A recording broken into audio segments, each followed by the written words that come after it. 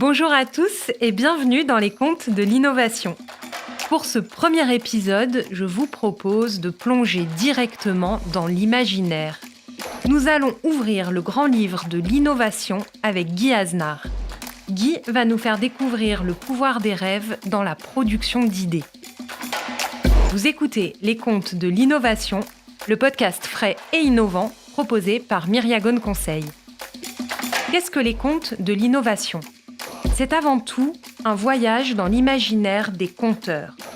Ces conteurs sont des entrepreneurs, des chercheurs, des responsables innovation. Ils sont ceux qui façonnent le monde de l'innovation. Au micro des contes, ils viennent raconter leur parcours d'une façon nouvelle. Ils viennent vous livrer leur morale de l'histoire, celle qui va vous inspirer. Pour ouvrir cette première saison du podcast des contes de l'innovation, j'ai le plaisir d'accueillir Guy Aznar. Bonjour Guy. Bonjour. Je suis ravie d'ouvrir le podcast à tes côtés. Guy, tu es l'un des précurseurs de la créativité en France et tu es d'ailleurs président d'honneur de Créa France. Tu as créé la première structure française de créativité. Et depuis, tu as écrit pas moins de 8 ouvrages sur le sujet et notamment un ouvrage pratique intitulé « Sans technique pour trouver des idées ». En t'intéressant aux mécanismes créatifs, tu as mis au point de nouvelles méthodes d'expression de l'imaginaire et d'émergence d'idées. Et tu es venu aujourd'hui au micro de Myriagone nous parler d'une de ces techniques, le rêve éveillé. Pour cela, tu vas nous raconter l'histoire d'une bande de copains et d'un toit caméléon. Guy, nous t'écoutons. C'était une bande de copains qui avaient pris l'habitude, depuis la fin du confinement, d'aller prendre leur déjeuner près de la plage de Palavas, dans un coin à eux, tenu secret, où ils pouvaient se retrouver. Un endroit sympa, un endroit un peu idyllique, avec du sable fin, de l'eau turquoise, un remous à peine audible, mais vraiment rassurant. Dans cette bande de copains, on trouvait Aldo, Polo, Marion, Caroline. Tous étaient étudiants en architecture à Montpellier, les copains de toujours. Ils s'abritaient en général sous un grand parasol, collés les uns aux autres pour partager des sandwichs, du déjeuner ou la provision de coca. Sauf Caroline qui s'affalait toujours en plein soleil avec son bikini rouge vif. « Tu vas cramer, Caro !» lui criaient les copains. Mais non, elle jouissait du soleil comme un vrai lézard des murailles. Parfois, Aldo en particulier, qui était un peu amoureux et qui s'inquiétait, « Fais attention, Caro, t'as la peau aussi rouge que ton bikini. Si tu fais glisser la bretelle de ton soutien-gorge, regarde, c'est blanc comme une aspirine. » Mais non, Caro tenait bon. Ce n'était pas un déjeuner de vacances aujourd'hui, mais un déjeuner de création, qu'ils organisaient quand ils étaient en charrette, comme ils disaient, pour répondre au challenge d'un concours. Et dans ce cas-là, ils avaient l'habitude de partir dans les nuages, de rêver. Hier, les profs leur avaient lancé la consigne. « Vous devez inventer un nouveau système de toiture. » Ils avaient ajouté « Et inventez-nous un truc extraordinaire, nouveau, qui décoiffe. » Dans ces cas-là, ils utilisaient ce qu'ils appelaient leur fameuse arme secrète. Une arme absolue, le rêve éveillé collectif. C'était leur rituel, rodé par de nombreuses expériences qui leur avaient jusqu'ici bien réussi. Alors, on y va, on s'installe pour le rêve ? Comme à chaque fois, le groupe se mettait en place, tous en étoile, sur le dos, la tête au centre, tenus par les mains qui, selon eux, font circuler l'énergie. Quelques tours de piste pour se mettre en route, ils s'entraînent à associer des images fondues, enchaînées entre eux. Par exemple, « Je suis un petit vélo, il est rouge. Ah, je vois les pédales, le guidon. Il y a une pompe à vélo accrochée sous le siège, une petite sonnette, un enfant s'approche d'Y. » Ça roule. Le moteur à imagination a l'air de marcher. On peut commencer. Allez, Régis, démarre. enfonce-toi dans le sable, ferme tes yeux. Tu veux quelle musique pour commencer? Parce que pour partir en rêve, la musique, c'était leur starter, leur drogue douce qui facilite l'envol vers les images. Pour commencer, j'ai envie d'une musique où les notes s'enchevêtrent un peu comme les tuiles d'un toit. Régis écoute la musique et celle-ci s'invite parmi eux. J'ai l'impression qu'on décolle du sol. On touche plus terre. Je flotte. Je suis léger, je suis bien. Et vous? Ouais, on te suit. On a décollé également. On est comme des oiseaux qui flottent sur la mer. On survole la surface. Tu sens le vent? Ouais, il me porte. Et toi, Régis, tu vois quoi? Je survole les vagues de la mer. C'est comme un toit. Je survole un toit. Oui, nous sommes sur un toit. Nous sommes tous collés les uns aux autres. Nous sommes les tuiles du toit. C'est comme un puzzle. On est imbriqués les uns aux autres. Je vous sens bien? Aide-moi. Le toit, il tient parce qu'on est serré. C'est comme un groupe. Il tient parce qu'on est solidaire. Je sens la force qui passe dans vos mains. J'ai envie de vous faire signe et même de danser avec vous, mais je peux pas. Je me sens coincé, je me sens prisonnier, serré les uns comme une tuile par rapport aux autres. J'étouffe. Venez à mon secours. Attends, respire, on va venir. Aldo, je prends le relais. Et pour bouger, demande Claudio, qui est venu à son secours. Mettez-moi une autre musique, j'ai envie que ça glisse. Mettez-moi, je sais pas, une musique qui glisse. Ah, c'est bon. Je suis bien. Toutes les tuiles du toit glissent les unes sur les autres.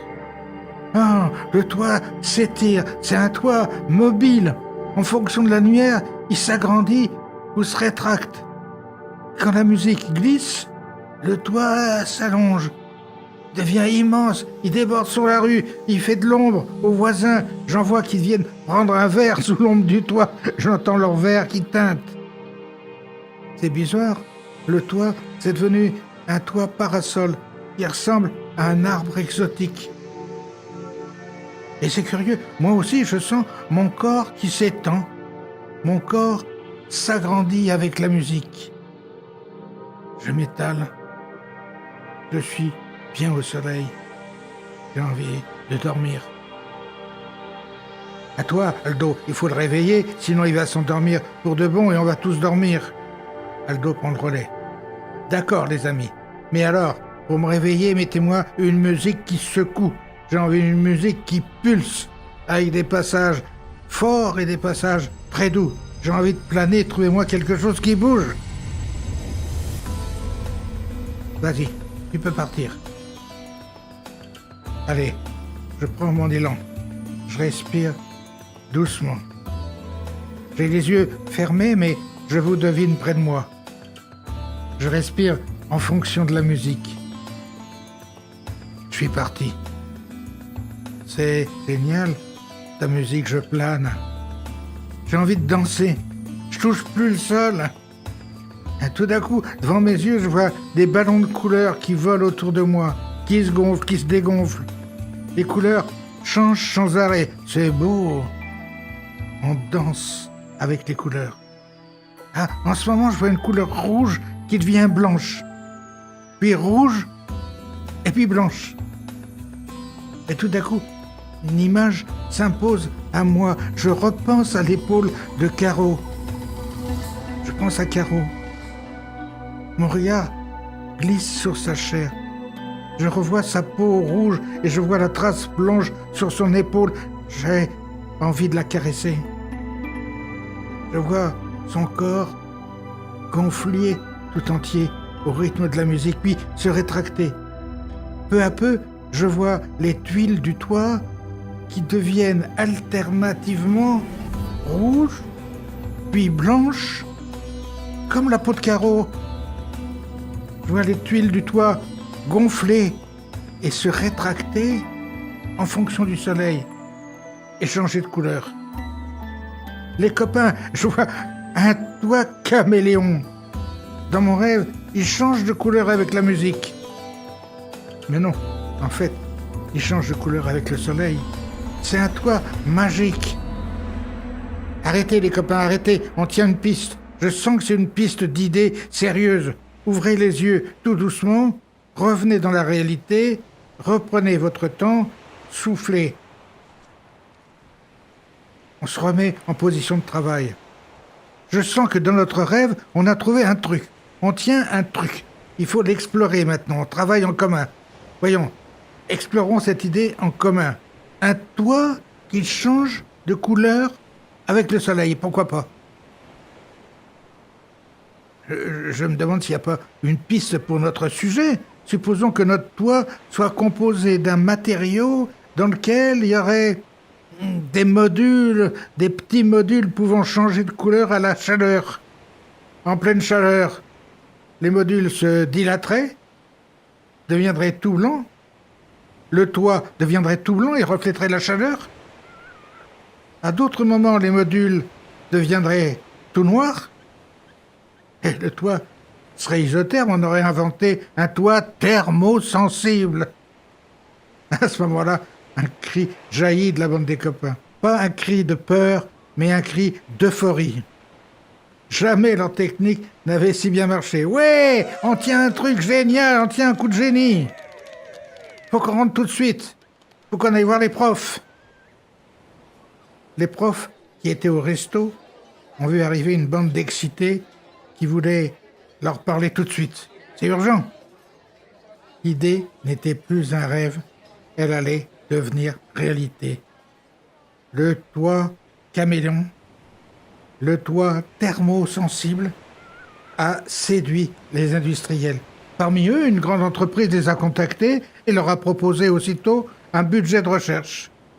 Du coup, Aldo, il a payé à Caro un super maillot de bain qui change de couleur, réversible. Il lui a proposé le mariage. Ils ont décidé qu'on ferait ça sur la plage, là où tout avait commencé l'autre jour. C'est aujourd'hui. Vous attendez les boutons de champagne ? Merci beaucoup Guy de nous avoir fait voyager le temps de cet épisode dans l'imaginaire d'Aldo, dans l'imaginaire de Caro et des autres. Pour que chaque auditeur puisse bien comprendre ton conte, ce que tu as voulu nous dire, j'aimerais te poser quelques questions. La première question, c'est peut-être la plus simple, c'est quelle est la morale de cette histoire ? L'idée principale, la morale de cette histoire, c'est que quand on voyage entre le rêve et la réalité, entre l'imaginaire et la réalité, c'est à ce moment-là qu'on produit des idées. Donc en fait, si je comprends bien, il y a quand même plusieurs leçons que l'on peut tirer de ce conte du toit caméléon. Si tu veux, il y en a surtout deux que je voudrais noter. La première, c'est que pour trouver des idées nouvelles, il ne faut pas hésiter, à certains moments, à partir dans le rêve, à sortir de la réalité, à se laisser aller. D'une manière générale, la naissance des idées, ça intervient quand on réalise une connexion entre l'imaginaire et les contraintes de la réalité. C'est une technique qui s'apprend dans les séminaires de formation. Alors la deuxième idée, si tu veux, la deuxième leçon, c'est que pour trouver des idées nouvelles, c'est mieux de travailler à plusieurs en équipe. C'est le groupe de créativité. Bien entendu, à condition de s'entraîner à associer des images librement, parce que le travail en groupe, ça facilite la créativité. Le groupe, à condition qu'il soit formé, entraîné, encourage une production divergente. On prend plus facilement des risques, à condition, bien entendu, de s'entraîner au processus associatif qui permet de faire ricocher les idées les unes sur les autres. Et surtout, à condition de supprimer la critique, le jugement, pendant un certain temps. Pour le réintroduire ensuite. Oui, pour le réintroduire ensuite, t'as raison. Du coup, cette pratique en fait du rêve éveillé qu'on les voit faire pendant le conte, c'est une pratique qui existe réellement? Oui, le rêve éveillé, c'est une technique qui existe en conduite d'animation, en psychologie de groupe depuis longtemps. Il y a un chercheur français qui s'appelait Robert Dezoil qui l'a déjà développé. Nous, dans les groupes qu'on anime, dans les groupes de créa, on l'utilise régulièrement. Je dirais même, moi, que chaque fois que j'anime un groupe, à chaque fois, j'introduis à un moment, à un autre, un rêve éveillé pour entraîner les gens, pour les faire partir. Et du coup, ce toit caméléon, lui, est-ce qu'il existe réellement? Parce qu'il est pour le moins surprenant. Oui, ça paraît être surprenant, mais pas tellement. C'est une idée que j'ai racontée à partir d'une invention réelle, décrite par un certain William Gordon, qui est l'inventeur de la synectique. La synectique, c'est une des premières techniques de créativité. Et elle est décrite dans un livre qui est aujourd'hui épuisé, mais enfin, dont j'ai des exemplaires que je pourrais te communiquer. Oui, d'ailleurs, tu nous as apporté un extrait de ce livre et on le mettra sur les réseaux sociaux en parallèle de l'épisode pour que tout le monde puisse découvrir ce fameux toit caméléon. Ça prouvera qu'on n'a pas inventé des folies, mais qu'on a inventé des idées réalistes. Exactement. Du coup, la dernière question que j'aimerais te poser, c'est une question un peu plus personnelle. J'aimerais savoir quel est ton personnage de conte préféré? C'est une question piège un peu parce que j'aime beaucoup les contes et des images, histoires. Je pense par exemple à Aladdin et la lampe merveilleuse. C'était un personnage qui frottait la lampe et de cette lampe, à un moment donné, il y a comme un génie qui sortait. Et ça évoque en fait la découverte du pétrole dans les sables d'Arabie. Donc il a vraiment fait fortune avec ça. Si tu veux, si on voulait en chercher d'autres, je dirais que j'aime bien des personnages qui sont à moitié des personnages de contes et à moitié des personnages réels. Par exemple, Archimède, parce qu'il symbolise vraiment la connexion entre l'imaginaire et jusqu'à l'Eureka. Ou alors j'aime bien Christophe Colomb, parce que ce que j'aime dans Christophe Colomb, c'est l'idée qu'il est parti à l'envers de tout ce que tout le monde croyait, à l'envers des certitudes. Et donc c'est une prise de risque de la créativité. Nous finissons cet épisode comme nous l'avons commencé en fait, à la frontière de l'imaginaire et du réel, avec Aladdin, avec Archimède et même avec Christophe Colomb. Encore merci Guy pour ce voyage que tu nous as proposé et que tu nous as fait vivre. Vous qui nous écoutez, vous l'aurez compris, il y a 3 points à retenir du conte du toit caméléon. Le premier, c'est que la créativité s'alimente par un travail volontaire. Le second point, c'est qu'entre rêve et réalité, on produit des idées. Et puis enfin, le dernier point à retenir, c'est qu'à plusieurs, on est toujours plus créatif. Vous venez d'écouter l'histoire du toit caméléon par Guy Aznar, qui fait partie des précurseurs de la créativité en France. À très bientôt Guy et merci beaucoup. Et merci Aline pour ton accueil et à la prochaine fois, à la prochaine histoire. À bientôt pour le prochain épisode. Au prochain chapitre des contes, nous rencontrerons Chantal. Chantal Néry est fondatrice de Business Scaling et elle viendra nous parler d'internationalisation à travers une voix pas commune. C'est la voix de Tigol, la petite licorne qui n'avait pas froid aux yeux. À très bientôt.